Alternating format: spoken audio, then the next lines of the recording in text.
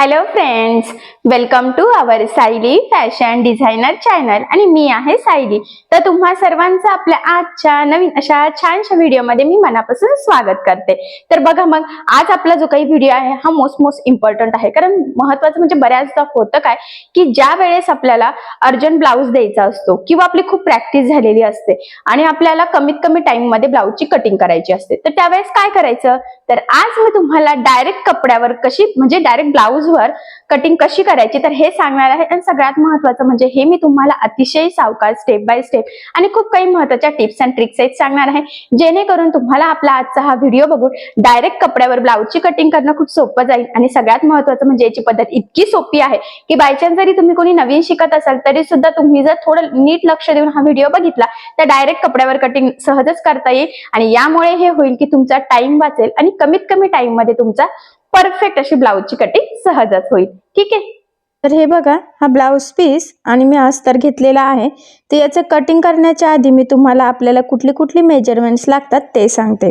तर त्यासाठी लागतं आपल्याला उंची, छाती, कमर, बाही लांबी, दंडघेर, पुढचा गळा, मागचा गळा, शोल्डर आणि मुंडा। ठीक आहे, तर ही मापं आहेत। तर आपण ब्लाउजची घेतली आहे तर किती ॲड करायचं बघा, तर उंचीमध्ये आपल्याला 1 इंच ॲड करायचं आहे, तुमची जी काही उंची असेल त्यामध्ये। ठीक आहे, त्यानंतर घ्यायचा आहे छातीचा चौथा भाग, तर इथे छाती आहे 32, तर 32चा चौथा भाग किती होतो मग 8, 8 चौक 32 आणि त्यामध्ये 1.5 इंच किंवा 2 इंच मार्जिन घ्यायचं असतं, तर मी इथे 2 इंच घेत आहे कारण की हा 4 टक्स ब्लाउज आहे। ठीक आहे, तर टोटल किती झाले मग 10। त्यानंतर कमर आहे 28, बाही लांबी आहे 10, तर बाही लांबीमध्ये पण आपल्याला अर्धा इंच ॲड करायचं आहे, तर टोटल झाले 10.5 इंच।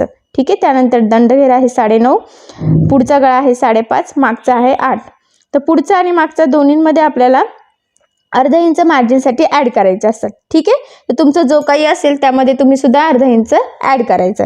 त्यानंतर शोल्डर इथे घेतलेला आहे 2.5 इंच, तर साधारणतः हे 2.5 इंचाचंच असतं आणि ते साईजनुसार कसं चेंज होतं त्याचा चार्ट मी दिलेला आहे। ठीक आहे, आणि अर्धा इंच त्यात मार्जिन, तर टोटल किती झालं मग टाकताना आपण टाकणार आहोत 3 इंचाचं। ठीक आहे, तर हे बघा अशा प्रकारची ही मापं आहेत। तर आता आपण याचा 4 टक्स ब्लाऊज कटिंग करायला सुरुवात करूयात। तर हे बघा हा ब्लाउज पीस आहे, तुम्ही इथे बघू शकता त्याला काट आहे, तर ते सिल्वर कलरचे आहे ॲक्च्युली। ठीक आहे, तर तो काट आपल्याला बॅक साईडला आणि आपलं जी काही बाही आहे ना त्याला आपल्याला पुरवायची आहे। तर मी सांगेलच आता कटिंग कशी करायची। तर सगळ्यात आधी आपल्याला अस्तर कट करायचं असतं, म्हणजे आपण अस्तरवर मार्किंग करत असतो। ठीक आहे, तर डायरेक्ट आपण आता अस्तरवर मार्किंग करून घेणार आहोत, म्हणजे पेपर कटिंग काही करणार नाही, डायरेक्ट कपड्यावरच कटिंग करणार आहोत। ठीक आहे, तर हे बघा आता हे जे काही अस्तर आहे ना ते आपल्याला डबल फोल्ड करून घ्यायचं असतं। तर हे बघा मी पण इथे डबल फोल्ड करून घेतलेला आहे आणि जी काही बंद बाजू आहे ना तिथून टाकायची आहे आपल्याला ब्लाउजची उंची। तर सगळ्यात आधी काय करूयात, खालच्या साईडला आपल्याला एक लाईन ड्रॉ करायची आहे, जेणेकरून तेच आपलं सरळ कटिंग होते, काही तिरकी वगैरे जाणारला नकोत यासाठी। ठीक आहे, तर हे बघा आता जॉईंट भाग आहे तिथून टाकायचं आहे आपल्याला ब्लाउजची उंची। तर इथे ब्लाउजची उंची आहे 12, 1 इंच मार्जिन, तर टोटल 13 इंचाला आपण इथे मार्किंग करून घेतलेली आहे। आता त्यानंतर हे बघा 5.5 आपल्याला शोल्डर टाकायचं आहे। ठीक आहे, त्यामध्ये 2.5 इंच आपण गळारुंदी घेतलेली आहे आणि 2.5 शोल्डर आणि अर्धा इंच मार्जिन, तर किती म्हणजे टोटल 5.5 ला मार्किंग करून घेतलेली आहे। त्यानंतर इथे आपल्याला मुंडा सुद्धा घ्यायचा आहे 5.5, 32 साईजसाठी आपण 5.5 घेत असतो। ठीक आहे, तर हे बघा इथे टाकायचा आहे छातीचा चौथा भाग प्लस मार्जिन, तर चौथा भाग आहे 8, 2 इंच मार्जिन, तर टोटल 10 इंचाला मार्किंग करून घेतलेली आहे। आणि हे बघा ही लाईन ड्रॉ करायची आहे, तर 10 इंचाची मार्किंग आपल्याला खाली कमरेच्या साईडला सुद्धा करायची आहे। ठीक आहे, तर कमरेचा चौथा भाग टाकून मार्जिन ॲड केली आणि टक्सची मार्जिन ॲड केली की ते सेमच होतं। ठीक आहे, त्यामुळे आपण जे काही छातीचा चौथा भाग प्लस जी मार्जिन असते तीच खालच्या साईडला सुद्धा मार्किंग करून घेतो आणि ह्या पद्धतीने जॉईन करून घ्यायचं आहे। ठीक आहे, आता टाकायचं आहे आपल्याला म्हणजेच मुंड्याचा जो काही शेप आहे तो द्यायचा आहे। तर मुंड्याचा आधी आपल्याला निम्म घ्यायचं आहे, तर 2.25 ला इथे मार्किंग करून घेतलेली आहे। तर तसं जमत नसेल तर तुम्ही इझिली टेप फोल्ड करू सुद्धा शकतात। ठीक आहे, आणि हे बघा आडवं 1.5 इंचाला मार्किंग करून घेतलेली आहे आपण। हा बॅक साईड आपण आधी कटिंग करत आहोत त्यासाठी, आणि मग जो काही मुंड्याचा आकार आहे तो आपल्याला देऊन घ्यायचा आहे। तर हे बघा या पद्धतीने मी मुंड्याचा आकार देऊन घेतलेला आहे। तर आता ही मार्किंग झाली आहे, तर मी ज्या पद्धतीने कटिंग करते त्या पद्धतीने तुम्ही सुद्धा व्यवस्थित कडेकडेने कटिंग करून घ्यायची आहे।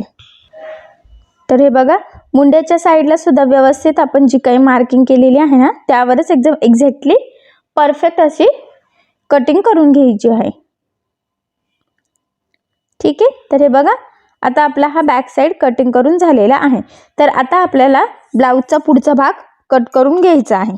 तर हे बघा मी आता जो काही आपण बॅक साईड कट केलेला आहे ना तो कुठे बसतोय ते व्यवस्थित बघते, कारण की आधी आपण जसं बॅक साईड आहे ना तशीच मार्किंग करून घेणार आहोत आणि मग त्यानंतर आपण पुढच्या भागामध्ये काही चेंजेस करणार आहोत. ठीक आहे, तर हे बघा आता इथे मी हा बॅक पार्ट ठेवून घेतलेला आहे आणि जसं आहे ना मार्किंग तशीच ॲज इट इज सगळ्यात आधी करून घ्यायची आहे. मार्किंग झाल्यानंतर मी सांगते तुम्हाला काय काय चेंजेस करायचे आहे ते. ठीक आहे, तर हे बघा आता सगळ्यात आधी आपल्याला पुढचा गळा आखून घ्यायचा आहे. तर मी हे बघा साधारणतः म्हणजे आपण 2.5 इंच गळा रुंदीला मार्किंग करून जो काही तुमचा पुढचा गळा असेल त्यात अर्धा इंच एक्स्ट्रा ॲड करून अशा पद्धतीने हा चौकोन काढून घ्यायचा आहे आणि क्रॉसमध्ये 1ला मार्किंग करून हे बघा मी गोल गळ्याचा आकार देऊन घेतलेला आहे. ठीक आहे, त्यानंतर पुढच्या मुंड्याचा आकार द्यायचा आहे. तर मुंडा परत आपण आखून घेऊयात आणि क्रॉसमध्ये 1ला मार्किंग करून मुंड्याचा शेप देऊन घ्यायचा आहे. हे बघा अशा पद्धतीने. ठीक आहे, आणि जो बॅक साईडचा आहे त्याला क्रॉस करायचा आहे. आता त्यानंतर आपल्याला पुढचा भाग हा बॅक साईडपेक्षा अर्धा इंच एक्स्ट्रा घ्यायचा. तर हे बघा मी खालच्या साईडला अर्धा इंचाला मार्किंग करून घेतलेली आहे. आता दुसऱ्या साईडला पण हे बघा कोपऱ्यामध्ये मार्किंग करून घेऊयात म्हणजे ते सरळ येईल. ठीक आहे, आणि पट्टीने आपण हे जॉईन करून घेऊयात म्हणजे लक्षात राहू द्या अर्धा इंच एक्स्ट्रा घेतलेला आहे आपण उंची. ठीक आहे, त्यानंतर क्रॉस पट्टी हे बघा 3.5 इकडे आणि 2.5 इंच दुसऱ्या साईडला मार्किंग करून घ्यायची आहे आणि क्रॉस पट्टीचा जसा कटोरी ब्लाऊजला आकार देतो ना तसाच इथे सुद्धा क्रॉस पट्टीचा आकार देऊन घ्यायचा आहे. ठीक आहे, आणि क्रॉस पट्टी आपण ही ज्यावेळेस कपड्यावर कट करतो अर्धा इंच एक्स्ट्रा घेत असतो पेपर कटिंग पेक्षा. ठीक आहे, त्यामुळे पुन्हा अर्धा इंच वाढून घेतलेली आहे इथे पण क्रॉस पट्टी. ठीक आहे, आता हे झाल्यानंतर हे बघा इथून 3.5 इंचाला मार्किंग करायची आहे आपल्याला आणि याचं पण बघा सेंटर घ्यायचं आहे. तर ते 2 इंचाचा टक्स घ्यायचा आहे इकडचा पण आणि तो फ्रंटचा पण. ठीक आहे, आता हे झाल्यानंतर हे बघा या दोन्ही साईडने अर्धा इंच केलेला आहे आपण टक्स. ठीक आहे, बाकीचे पाव इंचाचे असतात पण जो मधला असतो तो अर्धा इंचाचा असतो. तर अर्धा ना अर्धा ते किती 1 इंच होतं. तर 1 इंच आपल्याला नंतर वाढून घ्यायचं असतं ते सांगतेच. तर हे बघा इकडचा टक्स सुद्धा आपल्याला मार्किंग करून घ्यायचा आहे. तर मी इथे 5.5 इंचाला मार्किंग करून घेतला आहे आणि बघा हा मुंड्यातून सुद्धा एक टक्स 3 इंचाचा मार्किंग करून घ्यायचं आहे. ठीक आहे, तर हे 4 टक्स आता मार्क करून झालेले आहे आपले. ठीक आहे, आता हे जो टक्स आहे आपला मधला तो अर्धा ना अर्धा टोटल 1 इंचाने आपलं हे होतं. त्यामुळे मग हे बघा 1 इंच मी इथे वाढून घेतलेला आहे आणि वरच्या साईडला मुंड्याच्या साईडला अर्धा इंच तर ते जॉईन करून घेतलेलं आहे. ठीक आहे, तर आता ही पूर्ण मार्किंग आपली करून झालेली आहे. तर आता आपण ह्या फ्रंट साईड सुद्धा कट करून घेऊयात. तर हे बघा सगळ्यात आधी आपण क्रॉस पट्टी कटिंग करून घेणार आहोत. हे बघा हे अशा पद्धतीने आधी कडेकडेने कट करूयात म्हणजे ते तुम्हाला समजायला सोपं जाईल. आणि हे बघा मुंड्याच्या साईडला सुद्धा कटिंग करून घ्यायची आहे. व्यवस्थित फ्रंटचाच मुंडा कट करायचा आहे. तर हे बघा क्रॉस पट्टी आपण सेपरेट करून घेतली. तर हे बघा पुढच्या भागाची सुद्धा व्यवस्थित पूर्ण आपली कटिंग करून झालेली आहे. ठीक आहे, बॅक साईड झाडा पुढचा भाग सुद्धा झालेला आहे. तर आता आपल्याला बाही कट करून घ्यायची आहे. तर याची बाही ही मोठी आहे. ठीक आहे, तर हे बघा मी ह्या पद्धतीने फोल्ड करून घेतलेला आहे. तर ॲक्च्युअली आपल्याला 4 फोल्ड करायचं आहे. तर दोन्ही स्लीव्ह सोबत कट करायचे आहे म्हणून ते 4 पदरी करून घेतलेलं आहे. ठीक आहे, तर हे बघा आता इथून टाकायचं आहे आपल्याला छातीचा चौथा भाग. तर मी 8 इंचाला मार्किंग करून घेतलेली आहे.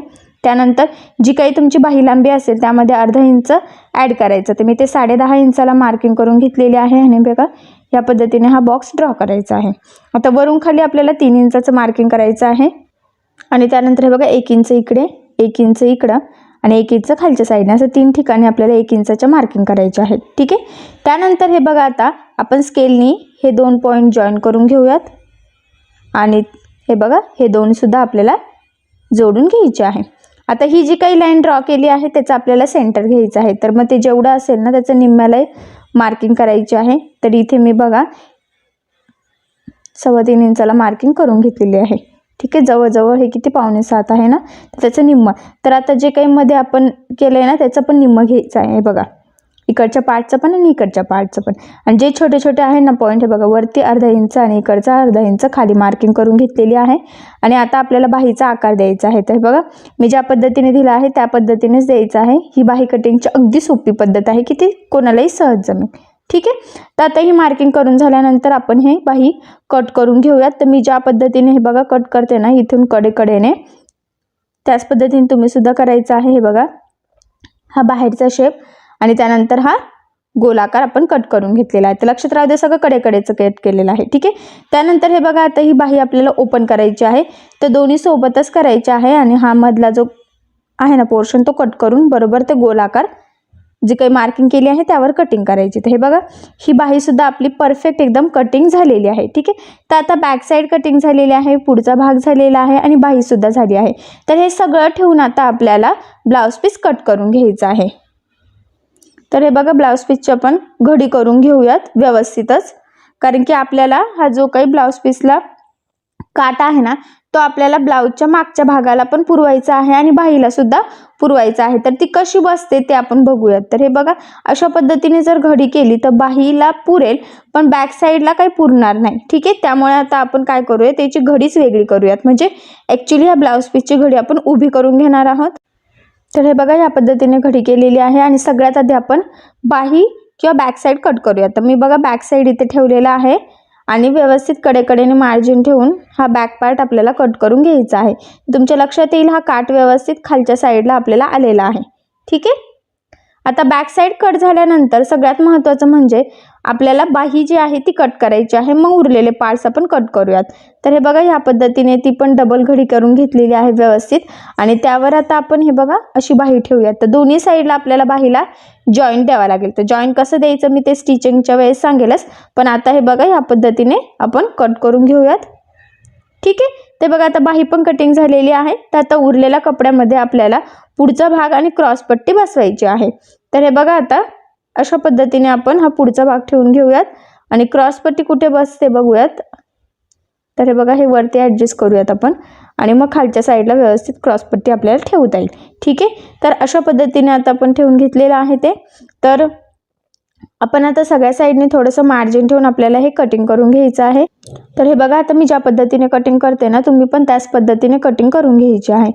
तर हा पुढचा पार्ट मी जॉईंट पार्टच्या तिथेच ठेवलेला आहे. तर तो आपण ज्यावेळेस शिवू त्यावेळेस सेपरेट करू. तो कसा करायचा मी त्यावेळेस तुम्हाला सांगेलच. ठीक आहे.